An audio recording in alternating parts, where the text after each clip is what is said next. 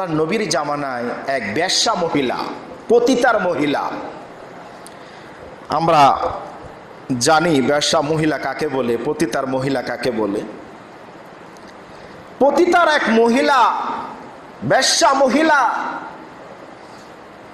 রাস্তা দিয়ে চলছে, রাস্তা দিয়ে হেঁটে যাচ্ছে।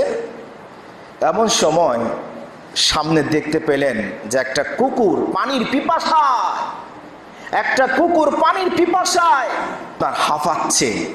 পানির পিপাসা, পানির তৃষ্ণার্ত এমন ভাবে লেগেছে যে কুকুরটা মরা অবস্থা হাঁপাচ্ছে। মহিলাটা বুঝতে পেরেছেন যে কুকুরটার পানি পিপাসা লেগেছে।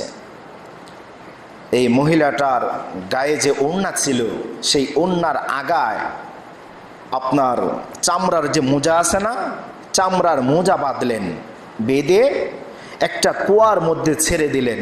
কুয়ার মধ্যে ছেড়ে দেওয়ার পরে চামড়ার মোজা দিয়ে পানি উঠিয়ে কুকুরকে পান করালো। সুবহানাল্লাহ বলবেন না? কাকে পান করালো?